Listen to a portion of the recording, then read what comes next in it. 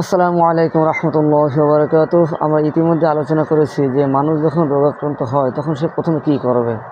তা আমরা প্রথমেই বলছিলাম যে রোগ দেওয়ার মালিক আল্লাহ তাআলা এবং রোগ নেওয়ার মালিকও আল্লাহ তাআলা। অতএব এই আল্লাহ তাআলা যেহেতু রোগ দিয়েছে এবং সেই আল্লাহ তাআলার সাথে আমাদের কথা বলা প্রয়োজন। আপনার আল্লাহ তাআলার সাথে কথা বইলা তার কাছ থেকে এই রোগ থেকে মুক্তি পাওয়ার জন্য দোয়া করা, তার কাছে চাওয়া। এই জন্য কী করতে হবে? তো আল্লাহ তাআলার সাথে কথা বলার মাধ্যমটা কী হইতে পারে? আল্লাহ তাআলার সাথে কথা বলার মাধ্যমটা হলো নামাজ। আর নামাজের মাধ্যমেই মানুষ আল্লাহ তাআলার সাথে কথা বলে। যেরকমভাবে রাসূল পাক সাল্লাল্লাহু আলাইহি ওয়াসাল্লাম মেরাজে গিয়ে তিনি আল্লাহ তাআলার সাথে সাক্ষাৎ করে আমাদের জন্য অনেক কিছু নিয়ে এসেছেন।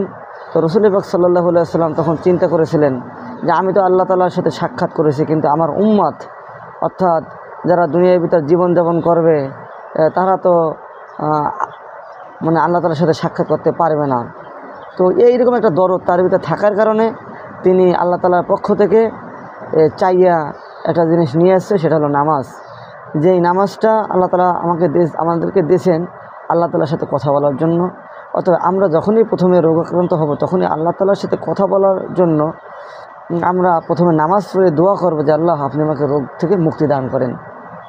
তো প্রথম কাজ যখন শেষ হয়ে যাবে, তারপর দ্বিতীয় নম্বরে আমরা কিছু সদকা করব যে আল্লাহ আপনি তো আমাকে রোগ দিছেন, তো অতএব এই রোগ থেকে মুক্তি করার মালিক আল্লাহ তাআলা তুমি, এবং তুমি তো আমাকে অর্থ সম্পদ দান করছো।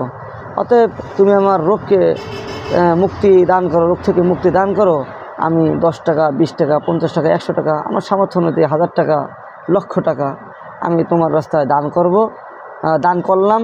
তুমি আমাকে এই দান করার বিনিময়ে তুমি আমাকে রোগ থেকে মুক্তি দান করো। অতএব আমরা দ্বিতীয় নম্বরে দান করব। তা প্রথম নম্বরে বলছিলাম যে নামাজ আদায় করব, দ্বিতীয় নম্বর বলতেছি যে আমরা দান সদকা করব, যার মাধ্যমে আমরা রোগ থেকে মুক্তি পাবো। আল্লাহ তাআলা আমাদেরকে আমল করার মতো তৌফিক দান করুন, আমিন।